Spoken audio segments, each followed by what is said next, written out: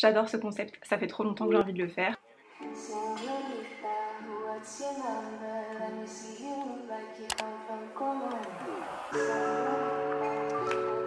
Hello, j'espère que vous allez bien. Aujourd'hui, je vous retrouve pour un nouveau format et j'ai hâte que vous me disiez si ça vous plaît.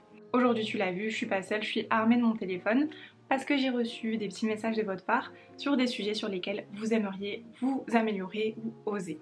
Et ça, c'est vraiment mon mantra. Oser enfin faire des trucs. Ma promesse est qu'on se prend 5 minutes autour d'un sujet bien précis qu'on va décortiquer pour oser sortir de situations un peu reloues dans la vie de tous les jours, que ce soit au taf ou autre, une situation personnelle. J'ai mon téléphone, comme je l'ai dit, parce que j'ai reçu un petit message et aujourd'hui c'est Marie qui nous a écrit. J'ai changé son nom parce qu'elle veut être anonyme, mais Marie me dit: je voulais te demander si tu as des conseils à me donner pour être plus à l'aise à l'oral. En fait, j'ai eu l'idée d'une entreprise, une idée d'une application, mais je n'ai pas réussi à en parler en public dans ma classe. D'autres personnes en ont parlé à ma place et je n'ai pas pu me mettre en avant.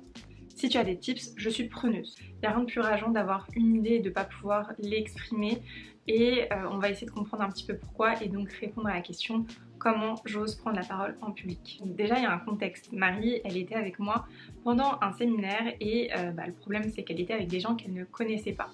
Et là, c'est vraiment le pire cas. Tu connais pas les gens et donc tu vas te sentir jugée. Quand je suis arrivée en école de commerce, j'ai été vraiment incapable de prendre la parole devant la classe parce que j'avais vraiment l'impression d'être nulle, de ne rien savoir et que chaque fois que j'ouvrais la bouche, je disais une connerie.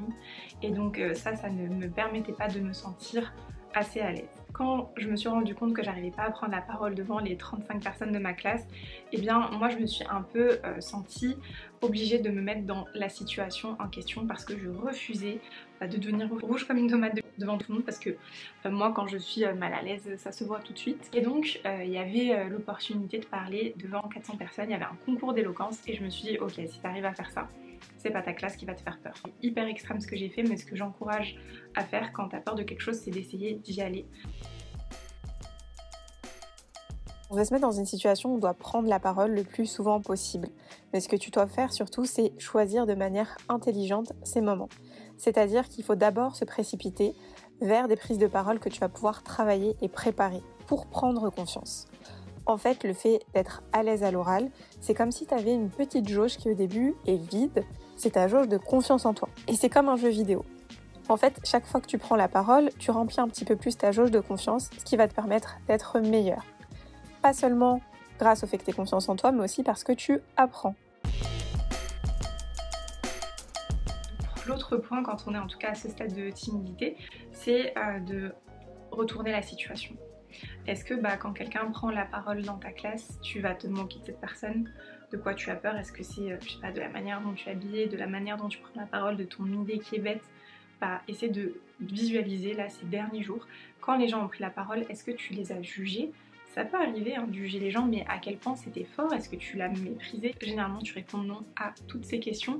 Et en fait le fait déjà d'échanger ce rôle-là de situation, de se dire qu'est-ce qui se passe quand les gens passent? Est-ce que je suis plutôt mal à l'aise pour eux et j'aime pas quand ils se sentent mal et du coup je veux les encourager? Moi je sais que c'est ce qui se passe, donc j'estime que les gens vont un peu être pareils. Que tu aies préparé ton texte ou pas, personne ne sait vraiment quand tu es en train de te tromper ou de perdre tes moyens. C'est là que c'est intéressant de s'observer quand on parle et surtout quand on parle en situation de stress parce qu'on va avoir des mouvements parasites, des mots parasites, des choses qui montrent qu'on est stressé. Moi je sais que justement j'avais tendance à avoir l'air énervée, fâchée et à parler très vite. J'avais aussi des mots parasites, par exemple je disais beaucoup et c'est là où j'ai appris à ne plus avoir peur du silence parce que ça a vraiment beaucoup d'impact.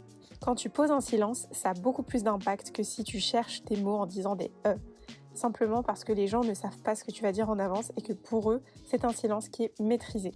Alors je parle pas d'un silence qui va durer 1 minute, mais quand tu oublies ton texte ou ce que tu voulais dire, essaye de prendre sur toi, de simplement te taire et de balayer la salle pendant que tu cherches tes mots. Personne ne se rendra compte que tu as oublié ce que tu voulais dire, ils vont juste se dire que tu as du charisme.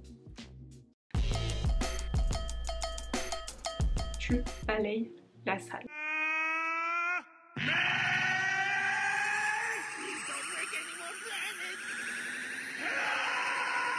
Bien sûr qu'on balaye pas les gens, je voulais dire balayer la salle du regard. Et le pire, c'est que je le dis à multiples reprises. Bon courage. Quand tu prends la parole, tu regardes toutes les personnes autour de toi. Bien sûr, il y a ce conseil qui revient souvent, tu essaies de trouver un regard bienveillant qui te soutient. Mais en fait, le fait de balayer tout le monde autour de toi, ça montre que tu sais ce que tu racontes, que tu as confiance en toi. Aujourd'hui, moi, j'ai pas de souci à prendre la parole en public. Je peux faire des conférences devant des centaines de personnes, comme parler en tête à tête avec quelqu'un, il n'y a pas de souci. Mais je repars de loin, parce que moi, il y a quelques années, j'osais même pas acheter une baguette de pain. C'est vrai que pour moi, dans la prise de parole, il y avait vraiment ce rapport aux autres sur lesquels il fallait travailler.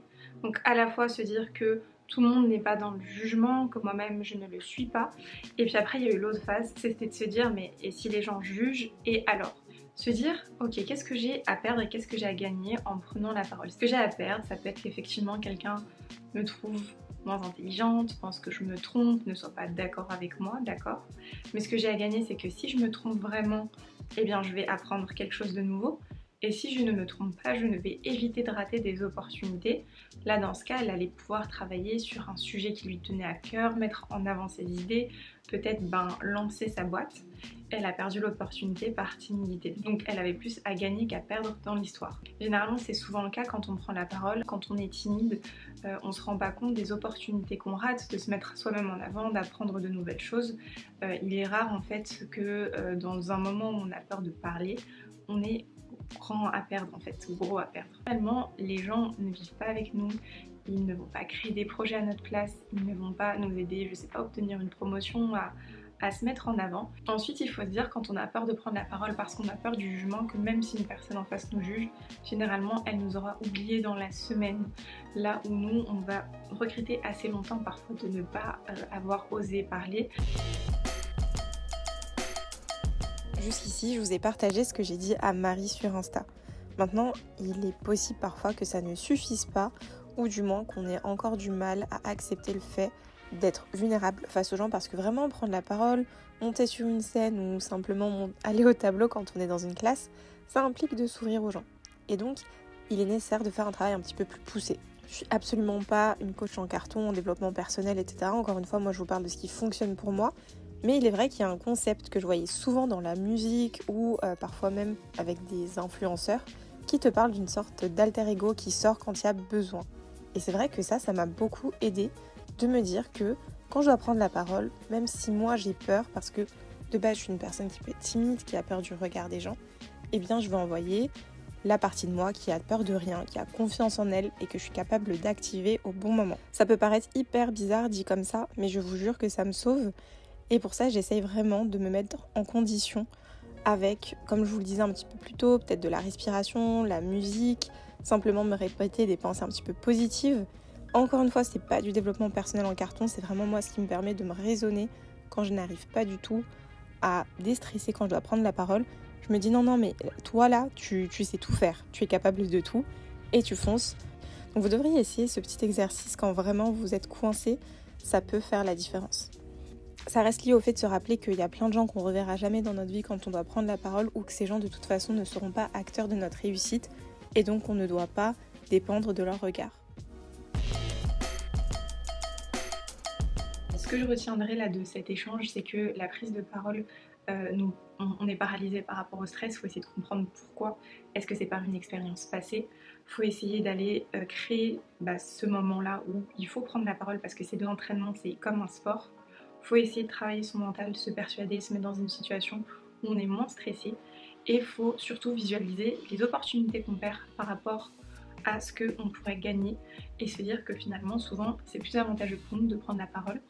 Alors bien évidemment, je suis sûre qu'il y a plein d'autres tips que vous allez pouvoir donner en commentaire. J'ai pas du tout écrit cette vidéo, donc j'espère qu'elle aura été utile à cette Marie et que ça aura été utile à d'autres personnes. Comme je vous l'ai dit, n'hésitez pas à donner vos propres conseils, à rajouter vraiment votre pierre à l'édifice de cette vidéo, c'est l'objectif.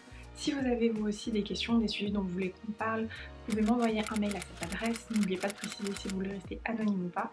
Et surtout, si cette vidéo vous a plu, n'hésitez pas à liker, à vous abonner parce que vous êtes plus de 70% à regarder mes vidéos sans s'abonner et ça commence à devenir problématique.